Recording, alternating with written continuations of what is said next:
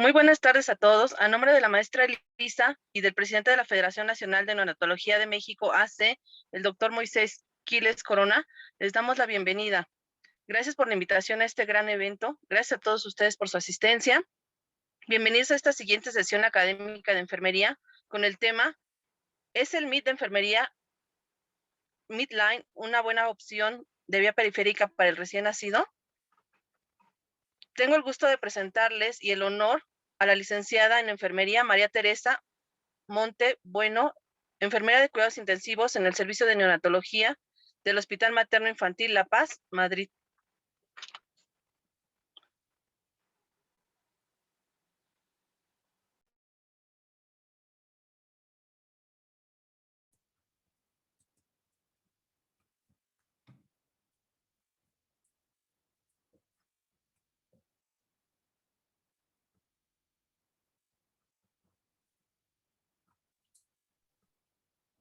¿Puedo empezar a presentar?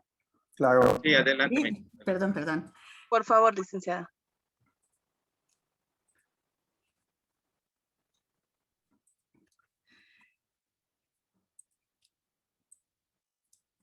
Buenas tardes a todos. Es un placer para mí estar con ustedes y tengo que agradecer enormemente al comité organizador de estas sesiones por la invitación que me han realizado. El tema es, el midline es una buena opción para terapia periférica para el recién nacido. No sé si es suficientemente conocido, pero yo lo quiero dar a conocer y quiero ver un poco cuál es su utilidad dentro de la terapia intravenosa neonatal. De todos he sabido, os voy a hacer una pequeña introducción al tema, y de todos he sabido que el capital venoso con el que nace un niño, y es el mismo capital que el niño va a tener a lo largo de su vida, es limitado. Además, lo vamos a deteriorar con mucha facilidad durante el ingreso hospitalario. No es reemplazable, una vez que lo deterioramos no se va a reemplazar. Va a ser el mismo capital venoso una vez deteriorado para toda la vida del niño. Va a condicionar algunas decisiones clínicas y vamos a tener que llegar a procedimientos invasivos mucho más agresivos si lo deterioramos con facilidad. Va a influir mucho en la calidad de vida del paciente, no solamente en la presente, en la que está viviendo durante el ingreso hospitalario, sino probablemente en el futuro. Y algo que también deberíamos de tener en mente es que es un capital venoso que está en desarrollo, sobre todo en el prematuro, pero también en el recién nacido a término. El capital, la anatomía de las venas y de las arterias de un prematuro, de un recién nacido, no es la misma que la de un adolescente o la que de un adulto. Por lo tanto, son características que debemos de tener en cuenta a la hora de acercarnos a este tipo de competencia enfermera. Por lo tanto, como enfermeras tenemos que tener claro que preservar ese capital venoso es muy importante desde que el niño nace y es el objetivo fundamental de toda enfermera neonatal, hacer un uso racional de la anatomía, de la anatomía vascular que tiene el paciente para que éste lo pase lo menos mal posible. Porque los niños que tenemos ingresados en las unidades neonatales, en un porcentaje elevado, yo diría que más del 95%, van a necesitar algún tipo de terapia intravenosa o alimentación parenteral o medicación intravenosa.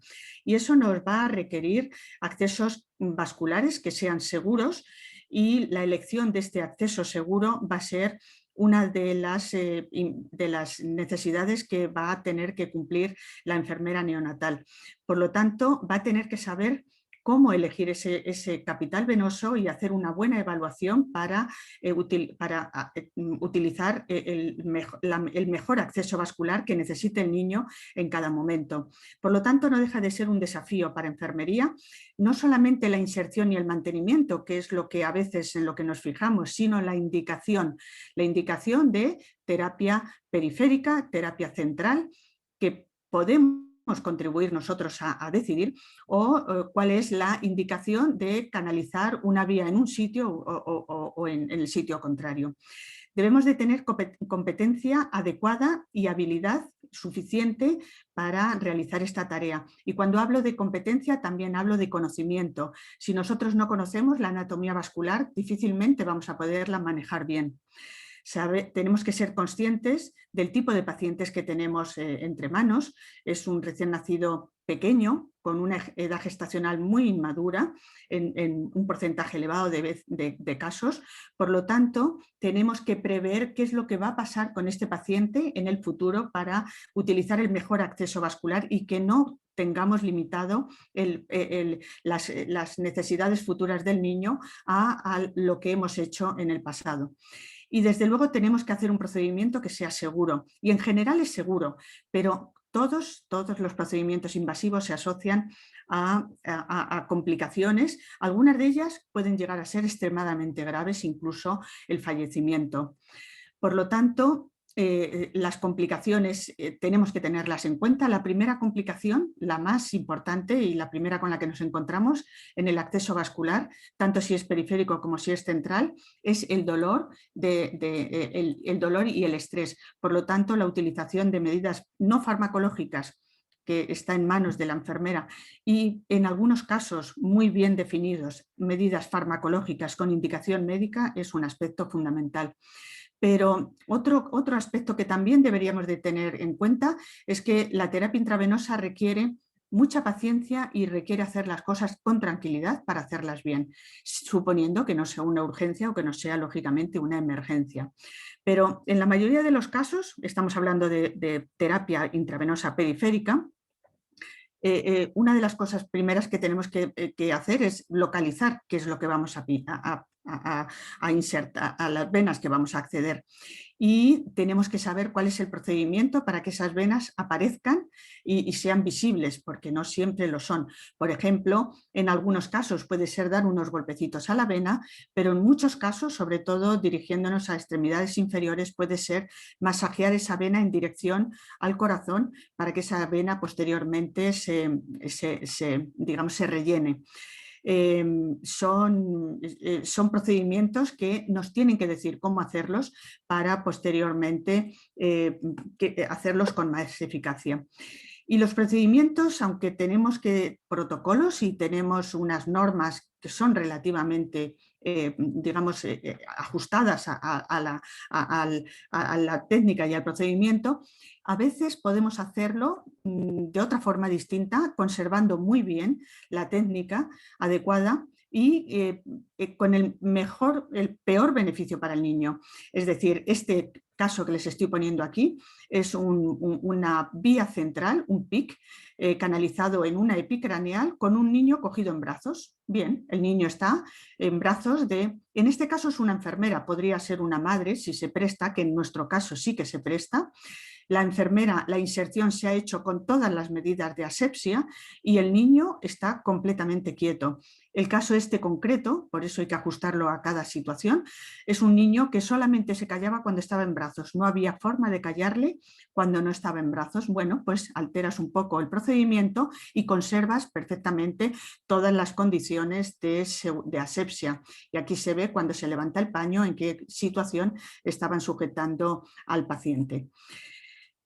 Por lo tanto, cuando vamos a acceder a las vías periféricas, lo primero que tenemos que hacer es evaluar al paciente con un método, y el método es empezar con extremidad inferior derecha y todo el lado derecho hacia arriba, extremidad inferior derecha, brazo derecho, epicraneal derecha, y vamos a la parte izquierda, extremidad inferior izquierda. Esa evaluación sistemática nos hace conocer lo mejor posible todo el territorio vascular del paciente para en ese momento decidir, dependiendo de si necesitamos una vía central o una vía periférica, decidir cuál es el mejor acceso vascular. Y este acceso vascular va a depender no solamente de las condiciones del paciente en cuanto al mejor punto para introducir ese catéter, sino al tipo de terapia que vamos a utilizar y a otras condiciones como puede ser algo que no inmovilice, que no necesite inmovilización del niño, que conserve muy bien la patología de este paciente, que no la alteremos y por lo tanto A esto me refiero, por ejemplo, cuando estamos manejando a un paciente cardíaco que tiene riesgo de irse a un cateterismo cardíaco, pues utilizar las extremidades inferiores, por ejemplo, para una vía vascular central no es la mejor opción, o en un niño que va a ir a cirugía cardíaca, utilizar el brazo derecho tampoco es la mejor opción porque probablemente este niño vaya a traer una radial derecha. Por lo tanto, tenemos que conocer la patología del paciente, tenemos que prever qué es lo que va a pasar con esa enfermedad del paciente, cuál va a ser su previsión de evolución, para que nosotros, con arreglo a esa información, podamos elegir el mejor acceso vascular. Por lo tanto, han visto que no se basa solamente en el tipo de infusión o en las condiciones de la vena del paciente, se basa en cuánto va a durar el tipo de infusiones que vamos a tener, si realmente lo que queremos es una vía periférica o una vía central o un midline, son cosas completamente distintas, a qué catéter queremos utilizar, cuál es la preferencia del paciente, y la preferencia en este caso se refiere a que no debemos de alterar la vida del paciente, o sea, deberíamos de no alterarla al máximo, y la vida de este paciente es estar en brazos, estar en piel con sus padres el mayor tiempo posible. Lógicamente, la preferencia del perfusionista también la metemos aquí, porque si yo estoy acostumbrada a pinchar, a canalizar la parte derecha mejor que la izquierda, pues instintivamente me voy a ir a la parte derecha, y eso no está mal porque voy a ser mucho más efectiva en ese lado que en el lado contrario. La condición clínica del paciente ya la hemos comentado y ya han visto que no solamente se basa en el tipo de infusión, es decir, en el pH y en la osmolaridad, que es en lo que todos tenemos en mente. Sacar las venas a flor de piel para nosotros verlas y poderlas canalizar. Yo creo que toda enfermera neonatal que tenga una mínima experiencia en el área sabe cómo hacerla, poniendo bandas elásticas muy flojitas que impidan el retorno venoso, pero que no impidan el flujo arterial, frotar el sitio, darle golpecitos o, como hemos dicho anteriormente, vaciar la vena para que luego se rellene, pero hay una condición fundamental para esto, y es que el niño debe de estar caliente. Un niño que está con una hipotermia leve, con menos de 36 grados y medio, es un niño que se le va a canalizar la vía periférica con mucha dificultad. Pero un niño que está estresado y que está con dolor, exactamente igual, se le va a canalizar con dificultad. Pero además de tener al niño caliente, es recomendable tener caliente la zona, porque hay estudios que lo avalan, tener caliente la zona que se va a canalizar. Y cuando estamos hablando de extremidades, pues algo muy sencillo de hacer es embeber, poner agua templada en un pañal y rodear el pañal al brazo o la pierna que vayamos a canalizar. Si estamos hablando de una temporal, pues puede ser un guante caliente exactamente igual. Y otra condición es que cuando vayamos a puncionar la vena, pues que en la extremidad, si en caso de tener una extremidad, tiene que estar situada a la altura del corazón y no subir la extremidad por encima del corazón, porque esa vena se va a ver con más dificultad. Y de este acceso periférico del que estamos hablando, todavía no he empezado con el midline, pero al fin y al cabo el midline es un acceso periférico. Lo que habitualmente hacemos es utilizar catéteres cortos que son la mayoría de teflón, que es un catéter que es muy rígido dentro del acceso vascular, que no se adapta para nada al acceso vascular y que por lo tanto es agresivo con la íntima de la vena. Son cualquiera de estos dispositivos, 24, 26, excepcionalmente podríamos utilizar un 22, pero es muy raro, y lo que sí que se recomienda lógicamente es que sean catéteres cortos de seguridad en cualquier método de seguridad de los que aparecen en esta imagen. Esta terapia periférica va a tener las mismas complicaciones que el midline de las que les voy a hablar, es decir, debemos de evitar la obstrucción, debemos de disminuir la infección, evitar desplazamientos y luego las complicaciones específicas dependiendo del lugar, sobre todo que tengamos del cuerpo que tengamos canalizado. La vía periférica en general suele tener un fracaso alto durante la inserción. En la literatura aparecen unas estadísticas muy variables, entre un 9 y un 36% de fracaso, y esto conlleva a que se tienen que hacer varios intentos que no se realiza al primer intento, y como consecuencia este niño va a estar sometido a más dolor, a más riesgo de infección, a hematomas y a mucho más estrés. Esto va a depender, lógicamente, de la expertez del equipo que trabaje con estos pacientes. Pero hay a ver si lo digo, hay otros grupos que estudian también cuánto dura la vía periférica y aquí tienen dos grupos distintos y duran alrededor de 30 y tantas horas, 37 horas, la duración media de un catéter periférico. La mayoría de estos catéteres no duran toda la terapia intravenosa porque el tiempo está muy limitado y la mayoría se tienen que retirar o porque se infiltran o porque se infectan o porque se salen, se desplazan y el niño se arrancó la vía. Tenemos una tasa, está demostrado una tasa de infiltración, de extravasación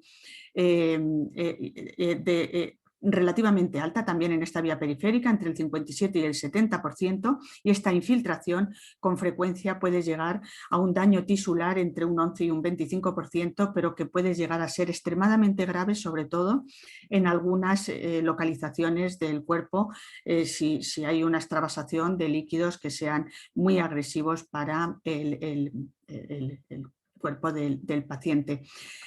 Una de las cosas que podemos hacer para evitar esta complicación de lo poco que duran estas vías periféricas es evaluar la vía con frecuencia durante el turno para evitar detectar lo antes posible las complicaciones de las que estaba hablando y al detectarla podamos prevenirla y lógicamente resolverla. Pero no siempre nosotros somos capaces de hacerlo, por eso incluir a los padres en este procedimiento de vigilancia es fundamental. Ellos lo hacen muy bien, te avisan muy bien y desde luego es una gran ayuda hablando de terapia intravenosa periférica. Pero como ya hemos visto que este catéter periférico da un resultado relativamente pequeño, y esa es yo creo que la experiencia que tenemos todos, pues es por lo que se ha empezado a pensar en lo que se llama midline, long line, a medio camino, o lo que se llama actualmente catéter venoso periférico de vida extendida. Esta es la última denominación de este tipo de catéter del que vamos a hablar ahora, aunque para acortar y no decirlo todo tan largo, vamos a hablar de midline. Y esto no es un catéter nuevo, no es un catéter que haya aparecido después en el siglo XXI. Es un catéter que ya en 1950-70 aparece porque las enfermeras que trabajaban con adultos se dieron cuenta de que este catéter que era central, cuando lo dejaban en subclavia, pues podría servirles, pero sí que es cierto que este Intracat de Becton Dickinson era un catéter extremadamente rígido y originaba flebitis mecánicas cuando se dejaba en subclavia, por lo tanto daba mal resultado. Y daba tan mal resultado que se utilizó durante estos 20 años y se olvidaron de él.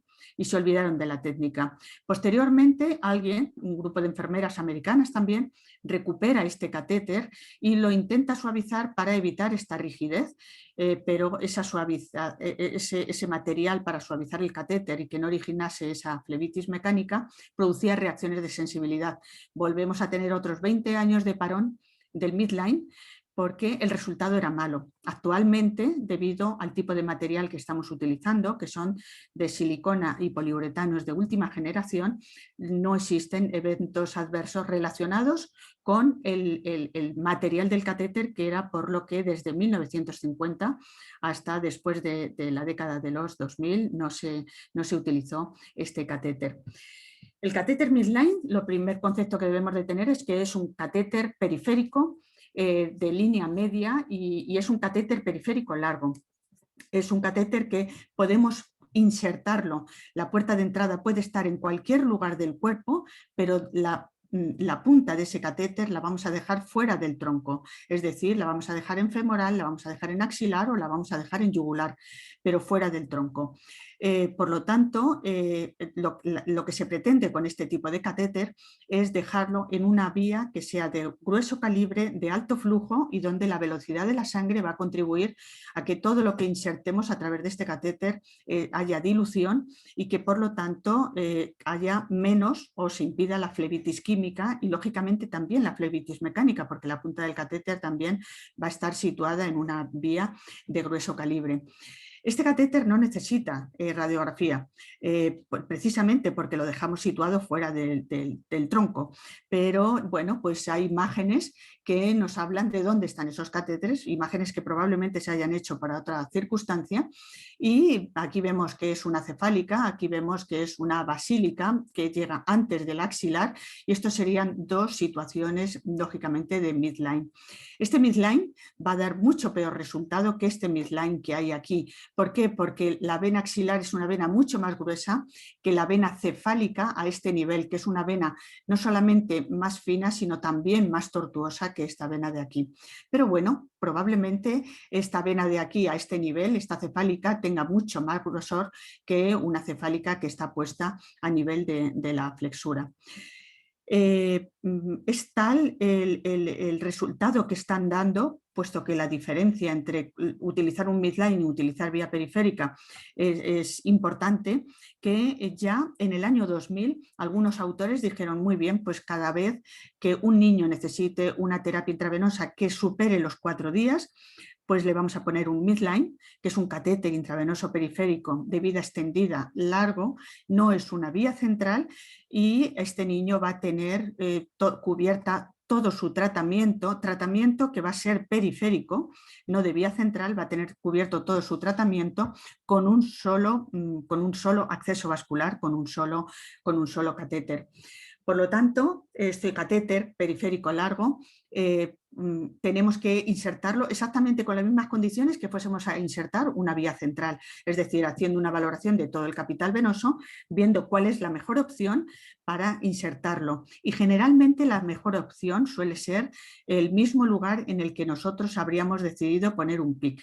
Lógicamente, si además de un PIC quiero un midline, pues lo que haríamos sería seleccionar la mejor opción para el PIC y la opción menos buena para el midline. El material que vamos a utilizar para canalizar un midline es el mismo material que vamos a utilizar para un PIC, exactamente el mismo. Tiene que tener las mismas características que el material de un PIC, y puede ser de silicona o de poliuretano de cualquier calibre y de cualquier longitud. Cualquier longitud porque no me importa la longitud, con tal de que yo llegue con la punta de este catéter a la axila, a la femoral o a la yugular, o sea, fuera del tronco, pero en una vena de grueso calibre. Por lo tanto, las imágenes que ven aquí son imágenes que, si yo no les digo nada, son lógicamente catéteres que se utilizan para el PIC, pero que yo voy a utilizarlo para el midline.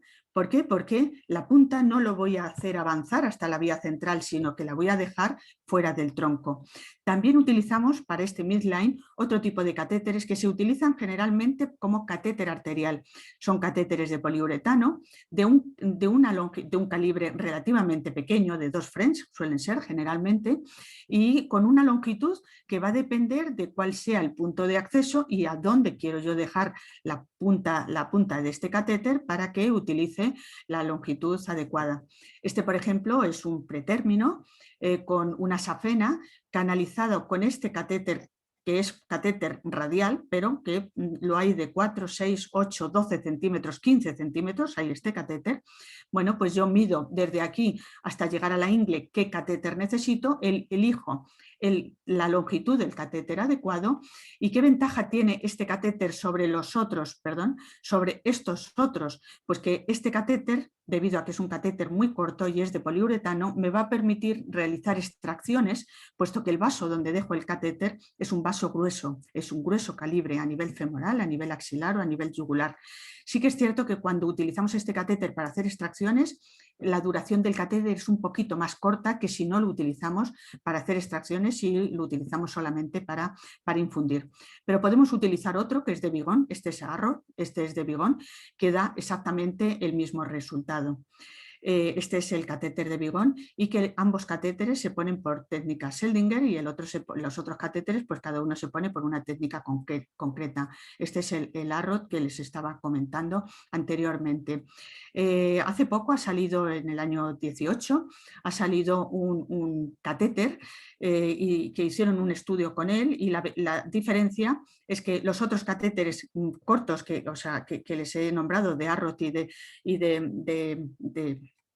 de Vigon, eran de poliuretano. Este catéter es de silicona, es decir, es mucho más amigable con el torrente vascular, y este catéter da muy buen resultado en cuanto a que tiene un éxito demostrado en este estudio del 2018 del 72%, y puede llegar a durar hasta 29 días, aunque la mayoría de las veces entre el cuarto y el séptimo día es suficiente. El estudio con este catéter se hizo en unas condiciones ya muy límites, que no son las recomendadas para el midline, es decir, con osmolaridades menores de 900 miliosmoles litros y con un glucosado al 12,5%, que son condiciones muy límites para la vía periférica. El abordaje que tenemos que hacer para la canalización de un midline es el mismo que haríamos para una vía central, porque aunque no es un catéter central, es un catéter que va a un torrente, a un acceso vascular muy importante, muy grueso, muy cercano al cuerpo, y por lo tanto la técnica tiene que ser prácticamente la misma, no, es la misma, la recomendación es la misma. Y sí que les quería decir que este catéter en los CDCs del 2002 no estaba contemplado, no hablaban de él. Las enfermeras infusionistas americanas, que son las que, digamos, las que dirigen la terapia intravenosa y también la terapia intravenosa neonatal, tampoco querían hablar mucho del midline, y sin embargo, posteriormente, en el 2011, ya los CDCs empiezan a hablar del midline, lógicamente en la revisión del 2017 también, y las enfermeras americanas también empiezan a contemplar el midline como una opción más dentro de la terapia intravenosa periférica. Y aquí les pongo que no requiere control radiológico, a pesar de que les enseñé esas radiografías se harían para otra razón, pero no para localizar el catéter, porque ese catéter queda fuera del tronco. La técnica que vamos a utilizar, pues dependiendo del catéter, va a ser una técnica SWAP o una técnica de Seldinger modificada, porque eso me lo va a decir el catéter, no me lo va a decir en ninguna otra cosa a la hora de utilizar la técnica. Si utilizamos una técnica Seldinger modificada, en concreto este es el catéter de Vigon, que es de poliuretano y que lo hay de varios tamaños, sabemos que funcionando la vena aquí, y vamos a intentar coger una basílica, aquí es a nivel de la flexura de la mediana basílica, y con la técnica midline, bueno, pues canalizamos con el introductor, que puede ser este o podemos utilizar cualquier otro introductor que nosotros queramos. Se introduce una guía a través del introductor, sujetando muy bien la puerta de entrada. Una vez que tenemos el introductor introducido, no mucho, muy poquito dentro del cuerpo, podría hablarles de no más de 2 centímetros, retiramos el introductor. No hace falta dilatar, como sería la técnica de Seldinger normal, porque el acceso, este catéter se introduce perfectamente, incluso sin necesidad de utilizar ningún material de ninguna pinza. Una vez que tenemos la guía introducida, enhebramos el catéter, y la entrada del catéter es sumamente fácil, con movimientos, un poquito de presión, rotación, igual que podemos hacer con un dilatador de un Seldinger normal. El catéter se introduce muy lentamente, y como hemos introducido muy poca cantidad de guía, la guía no va por delante, la retiramos rápido, y el catéter ya lo tenemos dentro, se retira la guía y se sujeta perfectamente como sujetaríamos un catéter central. Ven que refluye perfectamente porque es un catéter que refluye generalmente muy bien. Cuando utilizamos este modelo, si utilizamos los catéteres para los PIC, no va a refluir así, y desde luego no se pueden utilizar para hacer extracciones. La pregunta es ¿qué distancia vamos a introducir de este catéter? Pues la distancia, dependiendo de cuál sea la puerta de entrada, pues pueden ser 5 centímetros o pueden ser 20, depende de dónde funcionemos. Si funcionamos la safena a nivel del tobillo, pueden llegar a ser 20 centímetros en un niño a término y queremos llegar a la femoral. Pero si funcionamos, por ejemplo, la basílica a nivel en un prematuro, a nivel de la flexura del codo, pues para llegar a la axila tenemos pues, no más de 4 o 5 centímetros, o sea que la distancia va a depender de dónde funcionemos y a dónde queramos llegar. Por eso es importante que elijamos el catéter para tener el catéter adecuado en cuanto a longitud para tener la menor cantidad posible el catéter fuera. Hay una cosa importante y es que como utilizamos los mismos catéteres que para la vía central, para un PIC, sí que tiene que estar perfectamente identificado que eso es un midline, que no es una vía central, para que no lo tengamos, no los confundamos, porque si nosotros confundimos este midline con una vía central, este midline va a fracasar porque vamos inconscientemente, el médico va a pautar una terapia pensando que estamos con un catéter central, puede pautar una terapia que sea central y desde luego el catéter no admite una terapia central.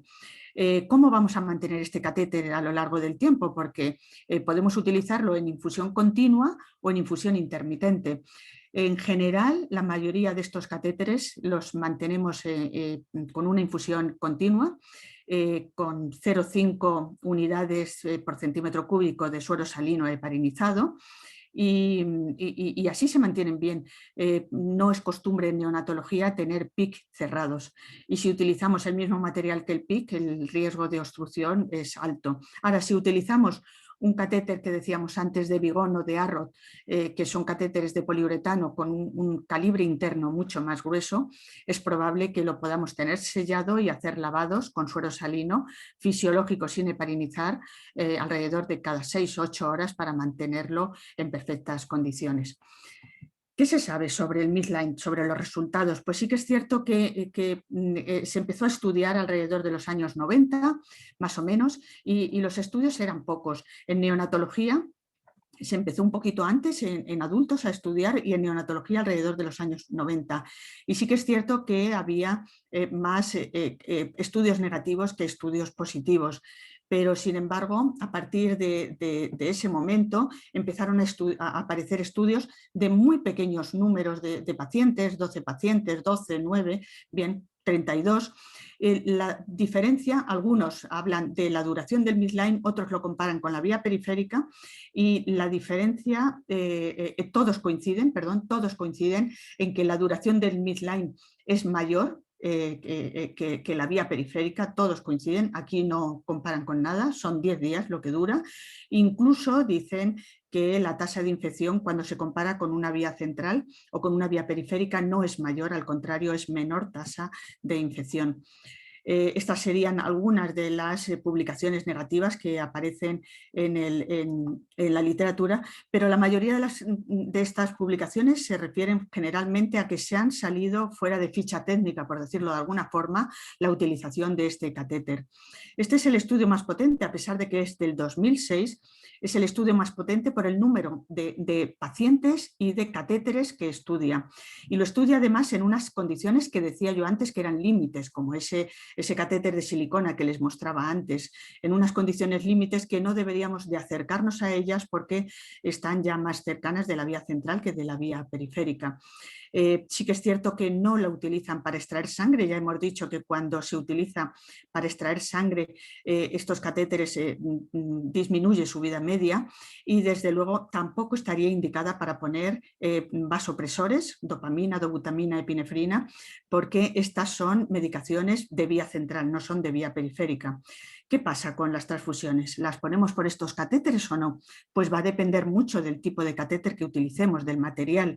Si utilizamos el catéter que se utilizan para los PIC, no se puede transfundir ningún elemento sanguíneo por ellos. Pero si utilizamos los catéteres de Vigon, de Arrow o ese último de silicona, sí que podríamos transfundir productos sanguíneos a través de ellos, porque va a depender fundamentalmente del grosor y de la longitud del catéter para que que ese catéter se mantenga en buenas condiciones después de transfundir elementos sanguíneos del banco a través suyo. Y este estudio que les decía que es un estudio prospectivo observacional, el prospectivo es muy importante y estudia 1.130 catéteres en 858 niños. La vida media que les sale es alrededor de 8 días. Esta vida media coincide perfectamente con la de esos estudios pequeñitos que les había presentado en un cuadro anteriormente. Curiosamente sale en este estudio que la safena, y también coincide con mi experiencia, que la safena tiene mejor resultado que cuando utilizamos cualquier otra vía de acceso vascular, y que el cuero cabelludo, sin embargo, en este estudio, curiosamente, es uno de los accesos que más se utilizaba. Tienen retirada electiva del 43%, pero hay otro porcentaje que falla, y falla pues porque este catéter no está exento, lógicamente, también de complicaciones. No da tampoco este estudio una mayor incidencia de hemocultivos positivos, y bueno, pues que hay que seguir trabajando sobre este catéter. Es curioso porque no solamente la safena dura más que, por ejemplo, a nivel de la cabeza o a nivel de otras partes del cuerpo, sino que este catéter tiene mejor resultado en los niños pequeñitos que en los niños que son un poquito mayores. No sabemos de qué depende eso, probablemente porque en estos niños se utiliza un tipo de catéter distinto a este tipo de catéter, o porque se conserva también mejor las condiciones en las que vamos a utilizar el catéter. Por lo tanto, las características de este catéter va a ser que va a durar más con el menor número de punciones, y por lo tanto vamos a tener menos complicaciones sin aumentar la infección, que es una de las complicaciones vasculares que tenemos más frecuentemente. Y disminuir la flebitis sí que es importante en la vía periférica, y este catéter, recuerden que no deja de ser una vía periférica de largo recorrido, una vía periférica es una línea media, pero de largo recorrido, de forma que también podemos llegar a tener flebitis, y el manejo de la flebitis le deberíamos de hacer exactamente igual que hacemos con la vía periférica. Podemos tener flebitis mecánica, flebitis química y flebitis infecciosa. Realmente en neonatología la flebitis infecciosa no es la más frecuente. La más frecuente es la mecánica, y a continuación la flebitis química, si conservamos todas las condiciones en las que se tiene que hacer el tipo de infusión. Por lo tanto, si queremos disminuir la flebitis química, pues tenemos que saber la osmolaridad, el pH y el tipo de sustancia que estamos infundiendo a través de él. Y vuelvo a decir que esto no nos importa cuando estamos hablando de vía central, pero como estamos hablando de vía periférica, sí que tenemos que tenerlo en cuenta. Y este es el objetivo de la terapia intravenosa periférica: saber en qué condiciones tenemos que infundir un líquido para evitar la flebitis química. Y la flebitis química podemos intentar evitarla de varias formas. Una de las formas puede ser, bueno, yo tengo que infundir una medicación, y lo que hago para evitar esa medicación, que sé que tiene unas características que me van a originar flebitis, la diluyo en mucha más cantidad de diluyente, de forma que no cambio la dosis, aunque sí que cambio el diluyente en el que voy a diluir esa medicación. Pero esto no vale en neonatología, no vale, porque cada medicación hay que diluirla en una cantidad exacta según la ficha técnica de esa medicación. Por lo tanto, esto no me sirve, pero no me sirve también porque yo no puedo pasar al niño cantidades ingentes de líquidos por el mero hecho de diluir una medicación. Bien, otra forma que tendría decir, bueno, pues tengo que administrar una medicación, lo que hago es ponerla muy lentita en el torrente vascular, de forma que cuando cae en el torrente vascular, el mismo torrente me diluye la medicación y voy a producir menos flebitis química.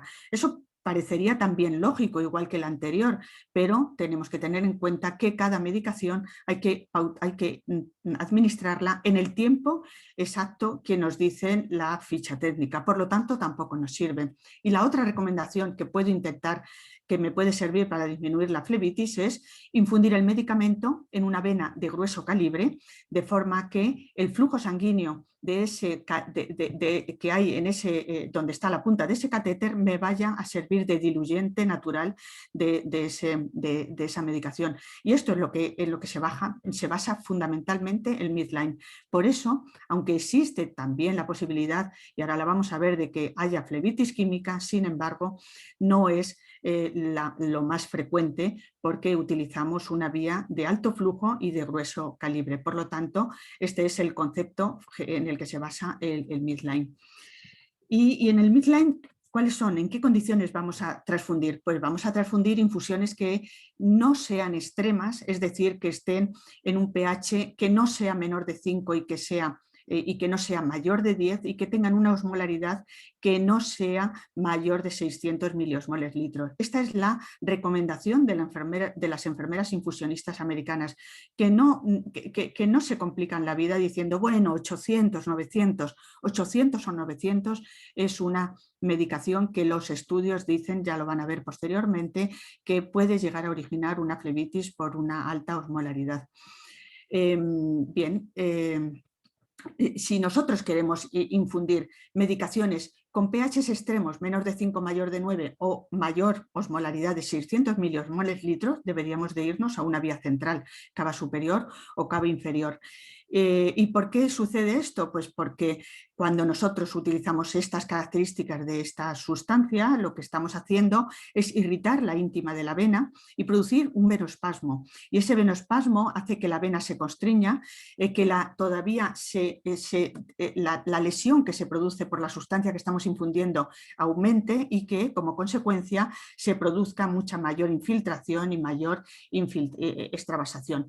¿Qué sucede con la vía periférica? Que eso lo vemos con mucha facilidad porque está a flor de piel, pero el midline no está a flor de piel. El midline está profundo, está en yugular, está en femoral o está en axila. Por lo tanto, si nos atenemos a estas condiciones que no sean extremas, ¿vale?, estaríamos conservando muy bien, y por eso las enfermeras infusionistas americanas no se ponen en situaciones extremas como la del estudio, donde utilizan 12,5% y donde utilizan 900 de osmolaridad. Llegar a eso es un riesgo que no podemos correr.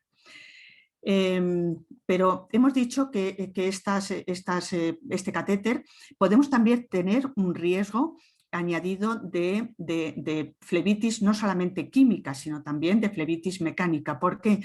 Porque el catéter, lo ideal es que esté flotando dentro de lo que supone la vena, ¿no? Está flotando. Esa sería la situación ideal. Nosotros no sabemos si el catéter queda así o no, porque este catéter puede, y entonces cuando el catéter queda flotando, todo lo que sale por la punta del catéter se produce una hemodilución perfecta por la sangre que va alrededor del catéter y que se junta con la sustancia que sale por la punta. Pero si este catéter tenemos la mala suerte, que no lo sabemos porque es imposible saberlo, que está pegado a la pared de la vena, la hemodilución que viene por el vaso se produce en parte de lo que sale, pero el líquido que sale pegado a la pared del vaso no tiene ninguna hemodilución y empieza a producir una flebitis a este nivel.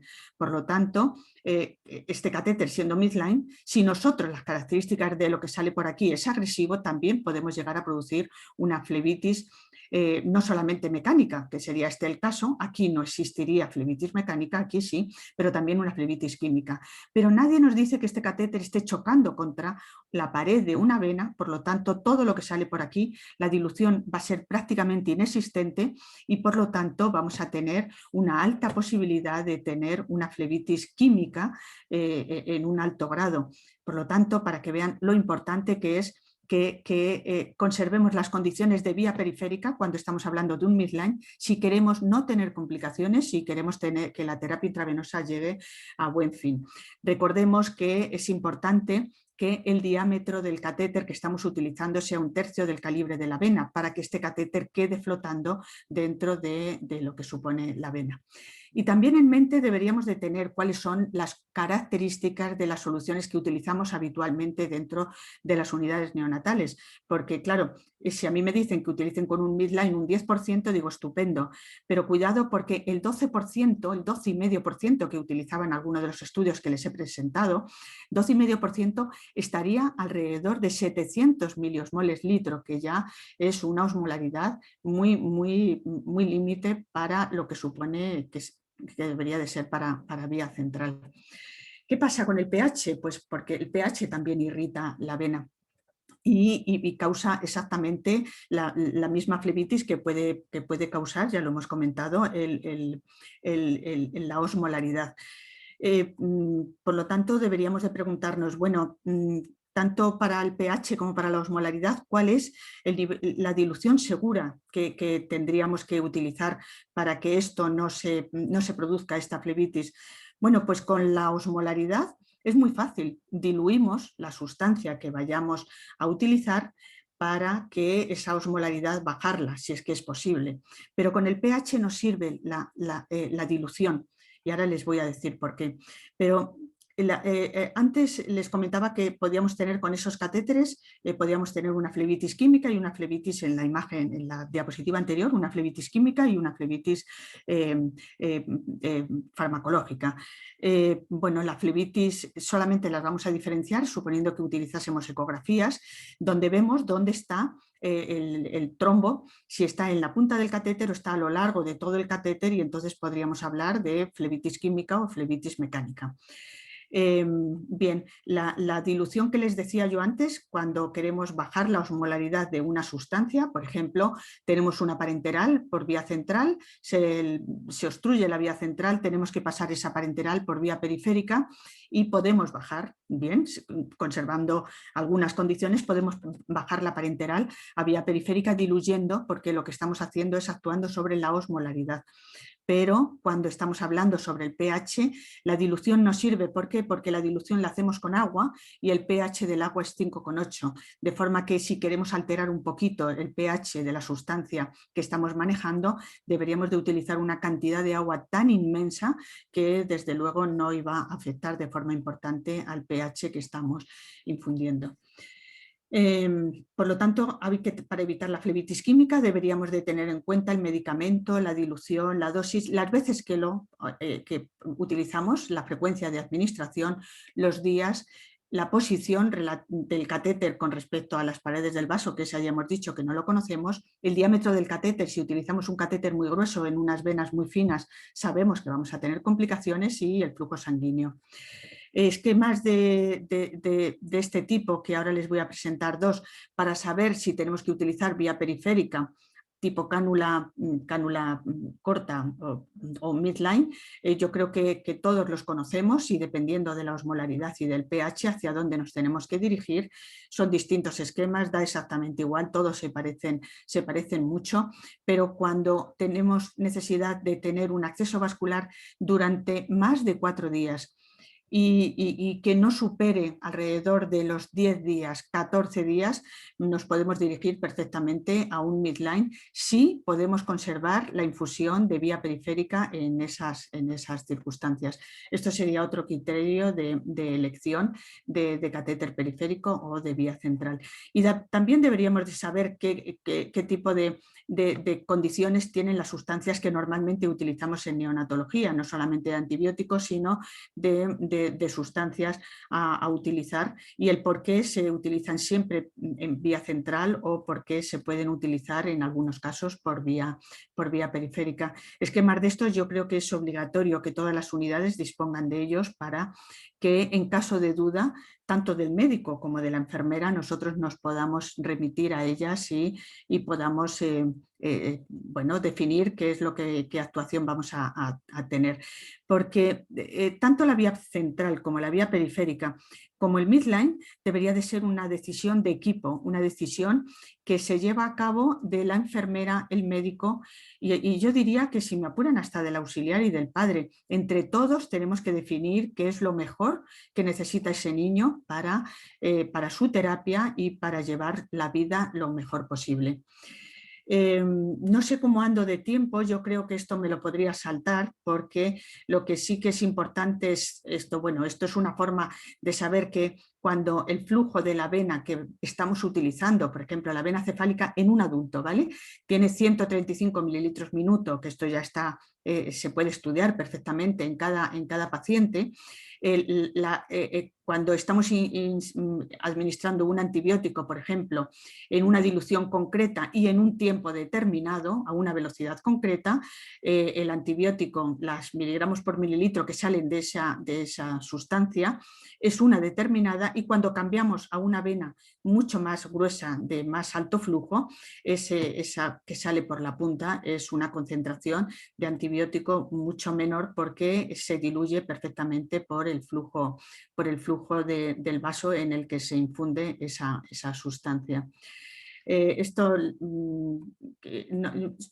parte me la voy a saltar, no dice nada, solamente que en algunas unidades todavía se puede utilizar la regla de hacer diluciones estandarizadas, que sí que es cierto que cuando se utilizan se disminuye el riesgo de error, pero que sin embargo no todas las medicaciones se prestan a 1 miligramo mililitro o 10 miligramos mililitro.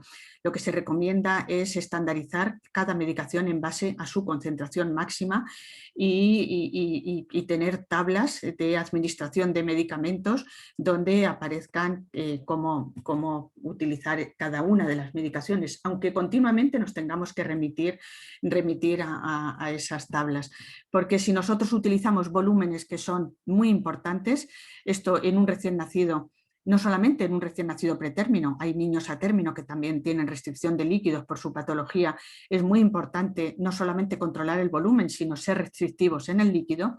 Y además parece adecuado que teniendo esas tablas de medicación nosotros veamos el tiempo de infusión, el diluyente exacto que tenemos que utilizar, si es por vía periférica o vía central y en qué condiciones deberíamos de utilizar esa medicación, porque no es lo mismo, como decía antes, infundir muy rápido que infundir muy lento, porque puede cambiar de forma importante el pico de la sustancia que estemos infundiendo y por lo tanto llegar a niveles tóxicos o a niveles infraterapéuticos simplemente porque hemos cambiado el ritmo de infusión. Esta es la tabla que tenemos en mi unidad de determinados antibióticos, cómo se diluye, cuánto dura y en qué condiciones, y bueno, pues todas las unidades yo creo que tenemos más o menos complejas. Por ejemplo, esta sería la vancomicina, que es una de las medicaciones que se presta más a error y que hasta hace poco, bueno, no era recomendado ponerla por vía periférica porque originaba mucho flebitis. Origina mucho flebitis cuando la estamos infundiendo a 10 miligramos mililitro, pero cuando la infundimos a 5 miligramos por mililitro está demostrado que la vancomicina se puede administrar perfectamente por vía periférica sin originar problemas. Por lo tanto, yo creo que ya estoy terminando. Las enfermeras infusionistas americanas no recomiendan utilizar el midline con una glucosa superior al 10%, proteínas mayores del 5%, osmolaridades que sean, aquí pongo 500, pero ellas realmente hablan de 600 miliosmoles litro y con sustancias que no sean ni vesicantes ni irritantes. Es cierto que la Academia Americana de Pediatría dice que, bueno, que por vía periférica, por un midline, se podría infundir entre 300 y 900 miliosmoles litros, pero los 900 no es una recomendación, porque lo que sí que está estudiado es que cuando nosotros utilizamos 820 miliosmoles litro por una vía periférica, esa vía periférica dura y se sabe que no tiene lesión durante 8 horas, pero que cuando nosotros bajamos esa osmolaridad a 500 miliosmoles litros, esa vía periférica sin lesión nos va a durar 24 horas, pero la mayoría de nuestras medicaciones las estamos utilizando con osmolaridades que están oscilando entre estas dos situaciones. A veces nos podemos encontrar con infusiones continuas de osteótrido, de diuréticos, de heparina, de insulina, de analgésicos, que nos requiere, porque a veces es difícil combinarlos con otras medicaciones que están en infusión continua y que requieren una vía exclusiva para ellos. Bueno, pues un midline es una muy buena opción porque estas sustancias todas son con unas características de vía periférica y lo que nos garantizan es tener una vía desde el principio que nos va a durar para toda la terapia intravenosa en concreto.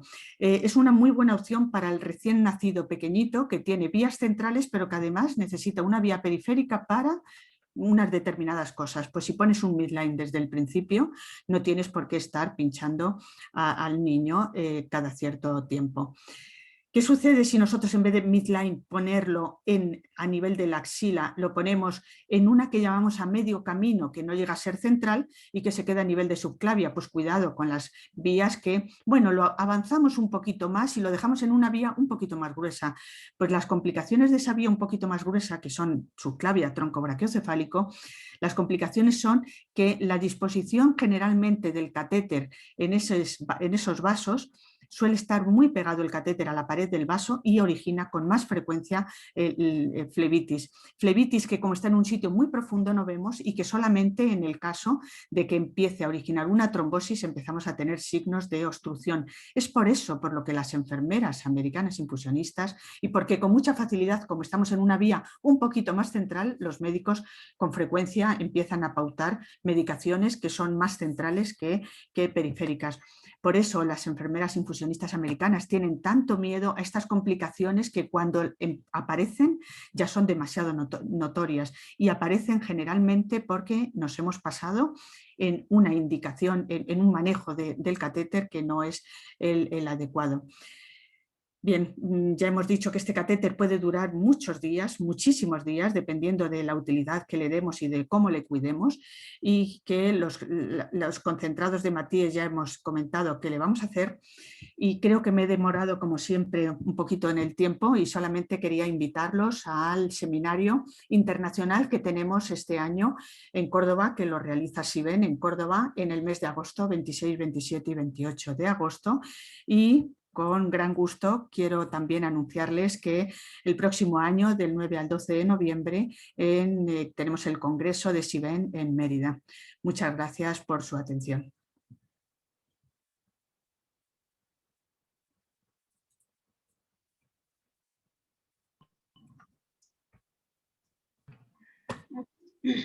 Muchas gracias, maestra. Excelente presentación. Ya tenemos aquí algunas preguntas.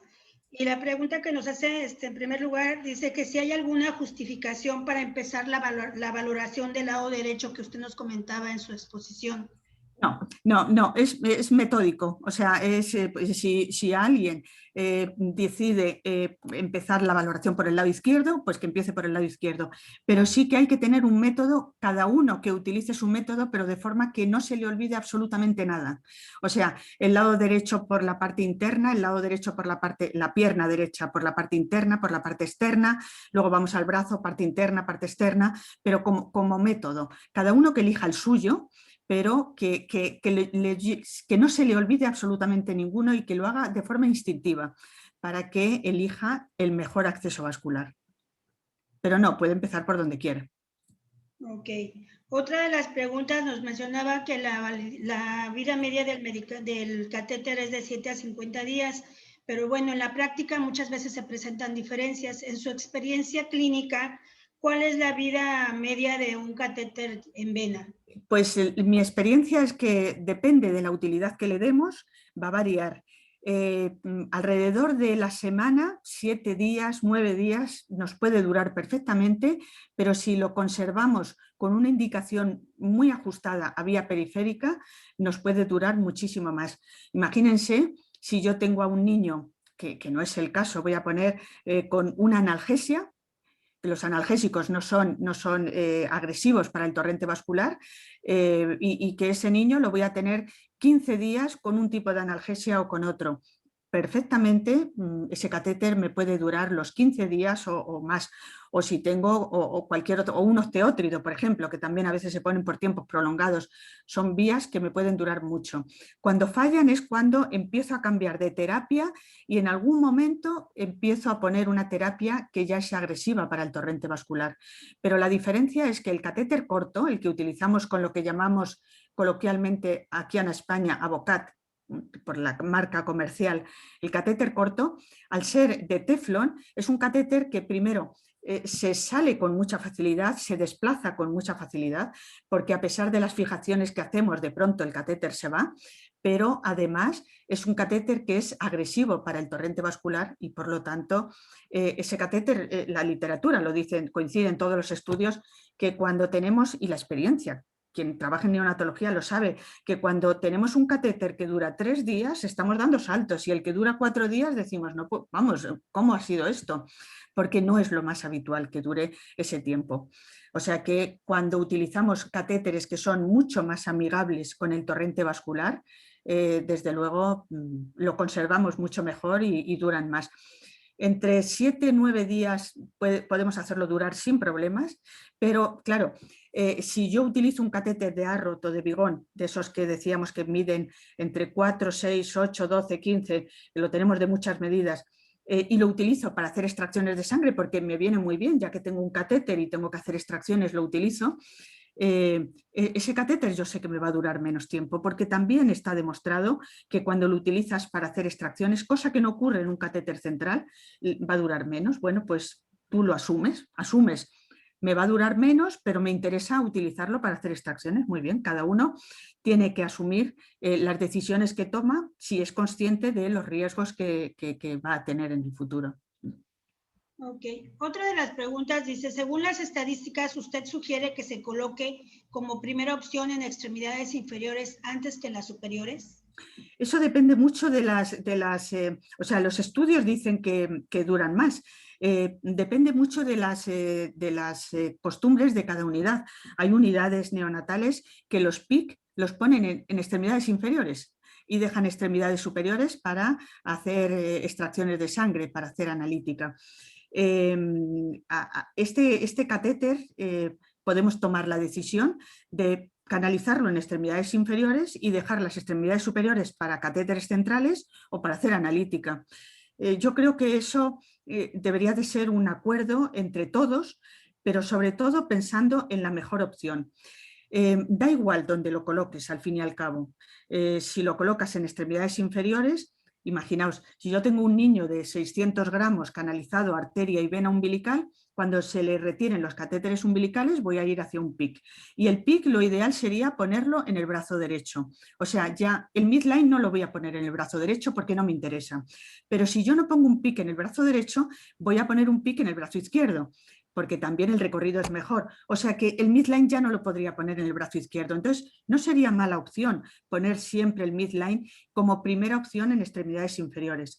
En mi servicio, en planta, no yo estoy luchando para que se haga igual en cuidados intensivos, pero en planta hay muchas enfermeras que cuando les ingresa de nuevo un niño que tiene una terapia intravenosa por antibióticos que se sabe que va a ser 7-10 días, o para un hijo de madre diabética que se está viendo que se le canaliza mal, que no se le ven las venas, que va a ser un problema, de entrada se le pone un midline.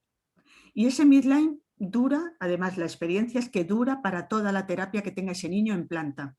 Y eso lo hacen muchas unidades neonatales acá en España.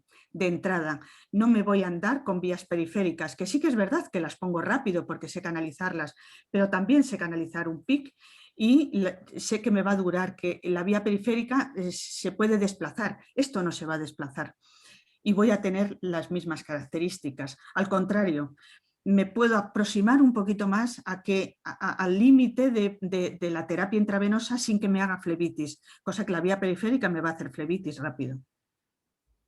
Ok, gracias. Dice aquí que si la escala de Maddox es la más indicada para valorar las flebitis en recién nacidos. Sí. Es adecuada, sí. Dice aquí, de acuerdo a las infecciones relacionadas con el catéter, ¿se deben más al tipo de material de catéter? Las infecciones, no. El tipo de material lo que nos va a originar más va a ser las flebitis por el material. Flebitis más frecuentes cuando es un poliuretano y menos frecuentes si es una silicona. Para el midline, las flebitis no va a cambiar. Para la vía central, las infecciones. Para la vía central, las infecciones del staph epidermidis es mayor con una silicona que con un poliuretano. Pero para un midline la diferencia no está estudiado. Okay. Hay varias personas que están inquietas en el tema de que si se nos puede proporcionar la bibliografía para sacar las tablas que presentó usted en cuanto a diluciones de medicamentos más frecuentes. Yo os diría que esas tablas las hagáis vosotros junto, y es la recomendación, hacerla junto con el servicio de farmacia, que se forme un equipo de trabajo y junto con el equipo de farmacia, porque lo que en mi unidad o lo publicado es porque el servicio de farmacia se va a ir a la ficha técnica y a la recomendación de la farmacología y farmacoterapia del recién nacido. Y lo que a lo mejor en mi unidad va a ser una cosa, algo muy parecido va a ser en la tuya, pero va a ser estudiado en tu unidad. Entonces yo creo que la recomendación es que se haga grupo de trabajo con farmacia y es lo que se hace en casi todos los sitios. Muy bien. Aquí hay otra relacionada al catéter. Dice, cuando el catéter está presentando flebitis, ¿será posible sacar un poco pensando paradójicamente que estuviera en la pared siempre y cuando esté central? No. Una vez que tienes flebitis, retira el catéter, sea periférico, sea central, retíralo, porque la flebitis, mientras tengas un elemento extraño, se va a mantener y no va a mejorar. Entonces, con cualquier complicación del tipo flebitis, retira el catéter. No andes con medias tintas porque vas a complicar la terapia intravenosa, por mucho que te duela. Y otra pregunta que dice, ¿los cuidados de aseo de estos catéteres son igual que un PIC? Sí, exactamente los mismos, tanto en la inserción, que hay que guardar la técnica estéril, como en el mantenimiento, que hay que hacerlo exactamente igual que un PIC, a pesar de que no es una vía central. Y una pregunta aquí que dice que si existe alguna escala de valoración previa al canalizar al paciente. Hay escalas que en este momento no tengo, pero hay alguna escala para ver las mejores condiciones o las complicaciones, pero yo no creo que sean tan necesarias a la hora del manejo de la terapia intravenosa. No me lo parece. Creo que sí que existe alguna, me ha parecido leer en algún sitio. Ok, aquí dice, ¿por qué presenta fuga un PIC?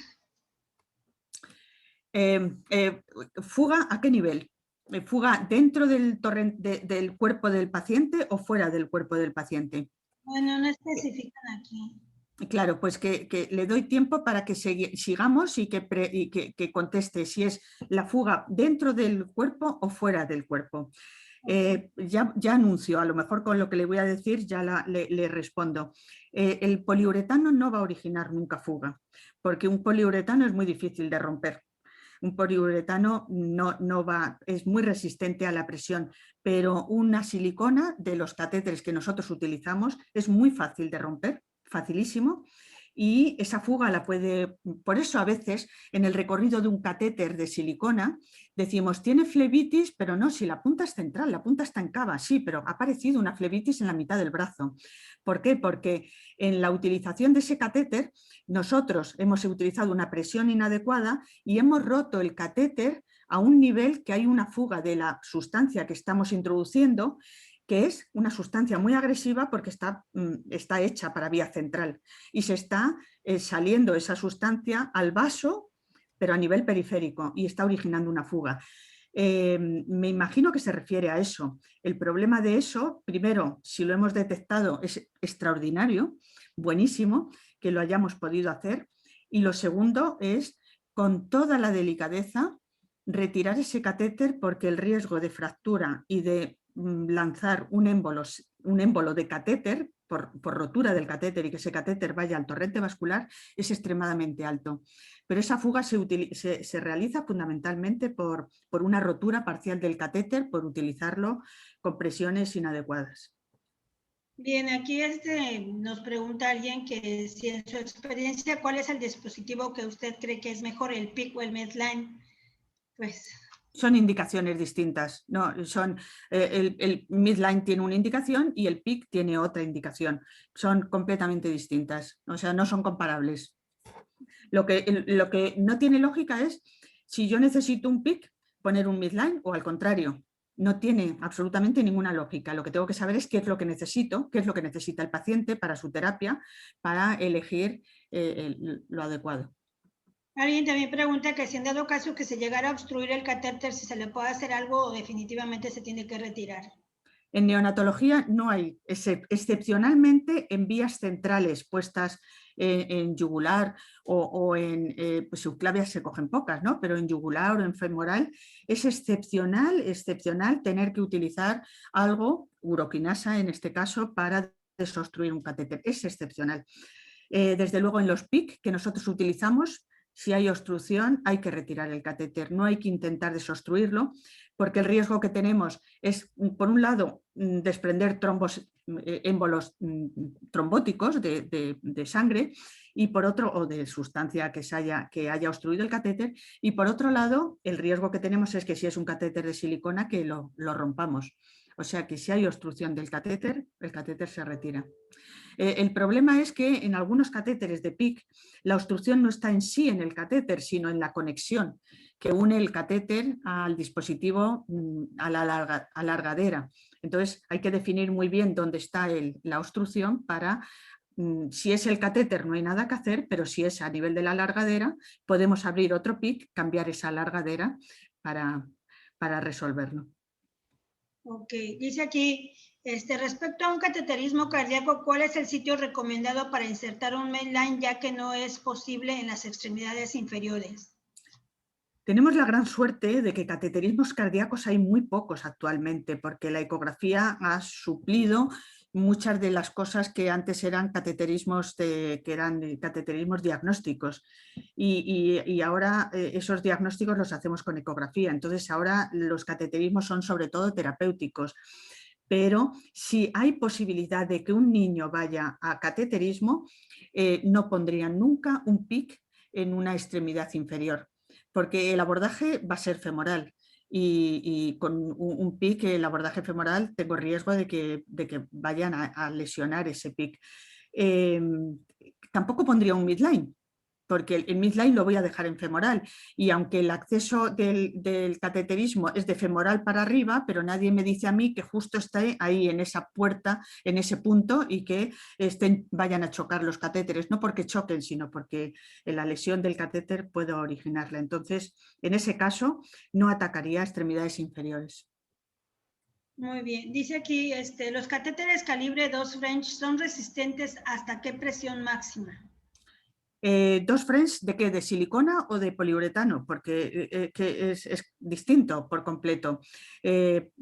Independientemente de que sean de silicona o de poliuretano, pero bueno, el poliuretano resiste muchísimo más que la silicona, lo que se deberían de utilizar son jeringas de grueso calibre, es decir, jeringas que tengan un diámetro semejante a la jeringa de 10 mililitros. Sí que es cierto que eso para lavar vías sí que lo podemos hacer, ¿no? Para lavar el catéter. Cuando estamos haciendo una infusión manual de lo que sea, las medicaciones en neonatología son a veces en cantidades muy pequeñas, que las cargamos en una jeringa de insulina. Y lo único que tendríamos que tener en cuenta es que la infusión a través de una jeringa de insulina debe de ser extremadamente lenta, porque si no estamos aumentando muchísimo la presión. En cifras no le podría decir, pero la práctica de las cifras no creo que llegue mucho. En una diapositiva yo se lo puedo presentar hablando de vía central, pero la conciencia es que utilizando una jeringa de insulina tenemos que utilizar una presión muy pequeña y ponerlo muy lentamente, y que cuando utilizamos una jeringa de más grueso calibre podemos utilizar un avance mucho mejor, porque la presión que originamos es menor. Dice aquí, si se puede ir un paciente con catéter y seguir los cuidados en su domicilio. En neonatología no es lo habitual, es excepcional, por lo menos en mi país, porque el niño que necesita un catéter no va a necesitar un PIC, va a necesitar otro tipo de catéter para tratamiento domiciliario, como puede ser un Broviac. No un Hitman, que es más grueso, si no estamos hablando de un paciente neonatal, entonces sería un Broviac. Entonces, los PIC no es una indicación para la terapia domiciliaria. Debería de ser más otro tipo, si lo necesita es por alguna razón potente, como puede ser un intestino corto, y a ese no le corresponde un PIC, ya le corresponde otro catéter, que sería el Broviac. Otra pregunta aquí dice, cuando un catéter presenta un poco de retorno sanguíneo, pero la bomba marca obstrucción, ¿qué se puede hacer? Pues si representa retorno sanguíneo y la bomba marca obstrucción, eso quiere decir que tenemos un problema y que tenemos un problema en cuanto a que existe riesgo de obstrucción. Ha podido, en muchos casos puede pasar que la presión venosa del paciente ha aumentado y que ha habido reflujo de sangre a través del catéter, y la bomba te dice, ojo, que tengo la presión muy ajustada y para mí esto es una obstrucción.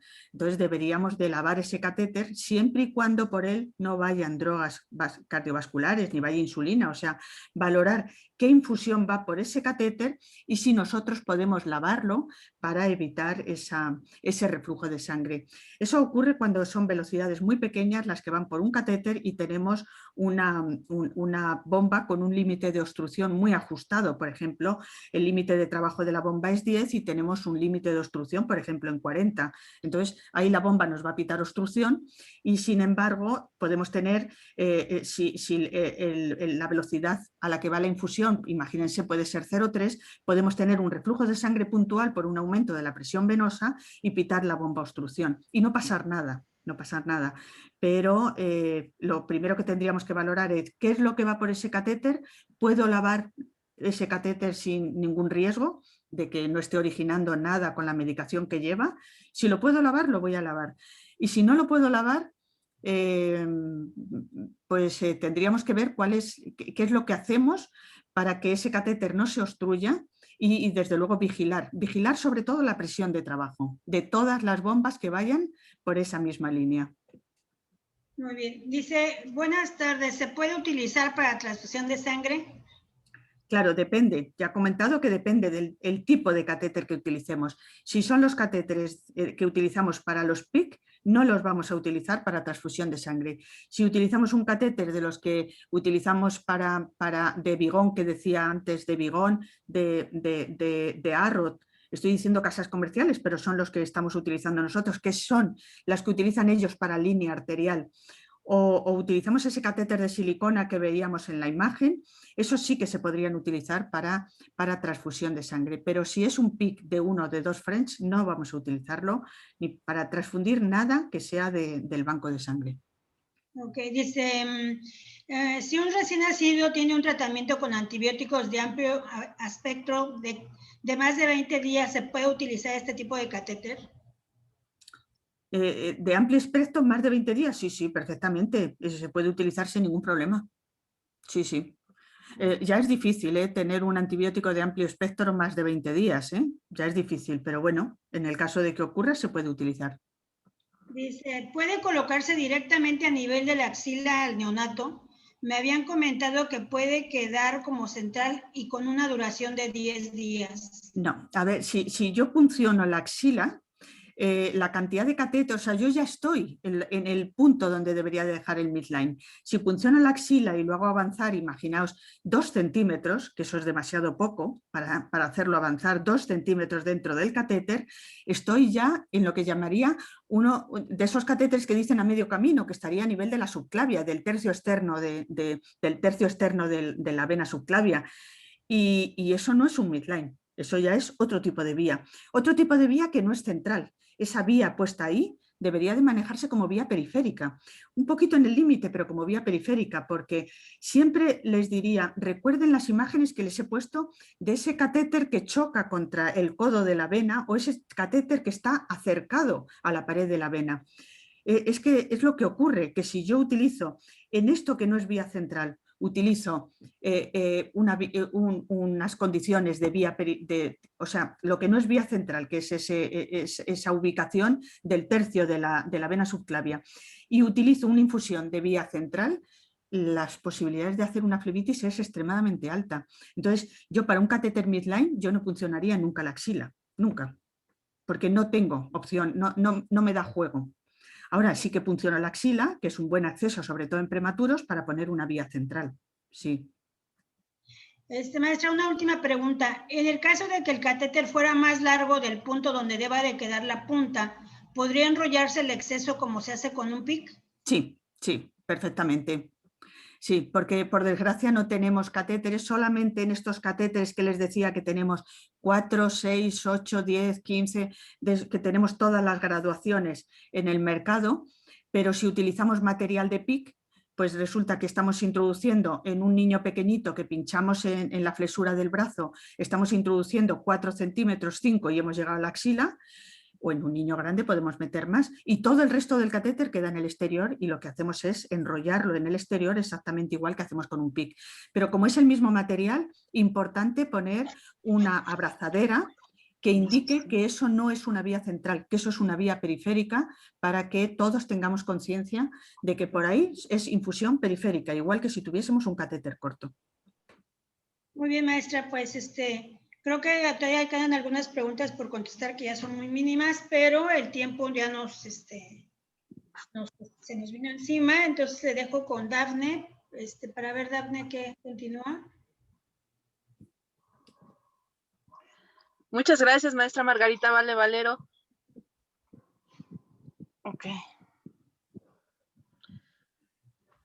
Agradecemos su valiosa presentación a la licenciada en Enfermería, María Teresa Montes Bueno. Si bien sabemos,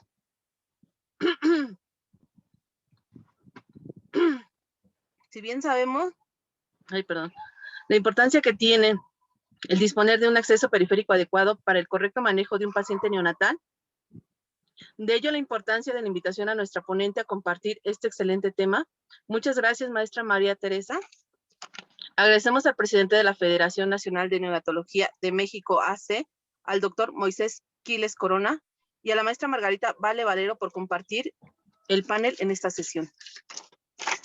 También les recordamos seguirnos en la página de Facebook y en Telegram, recordándoles que este seminario de enfermería es totalmente gratuito, el cual tiene valor curricular por la Federación Nacional de Neonatología de México, AC. Al tomar 2 sesiones al mes, por lo tanto, los invitamos que una vez que se registren, por favor, se registren con lo que es su nombre completo para que se haga válida lo que es la parte de la sesión. Les pedimos que estén al pendiente de las páginas en Facebook y Telegram para que ahí pues, nosotros podamos compartirles toda la información de las siguientes sesiones académicas. Gracias. Gracias, maestra Margarita. Gracias, maestra Teresa. Muchas gracias. Me ha gustado compartir con ustedes y la parte de preguntas es en la que siempre me gustaría que fuese un poquito más, porque yo creo que es donde se resuelven más problemas que en lo que es la ponencia, que bueno, es lo que es. Muy bien. Sí, claro. Esperemos que nos acompañen en lo que es la página de Facebook. Tenemos una página que es el congreso que vamos a llevar a cabo el día 3 de febrero, obviamente por parte de la Federación Nacional de Neonatología en México, en la cual obviamente las personas que nos siguen a través de este medio continúan realizando preguntas, la cual le vamos a hacer llegar la invitación con mucho gusto. Muy bien, muchísimas gracias. Gracias a usted.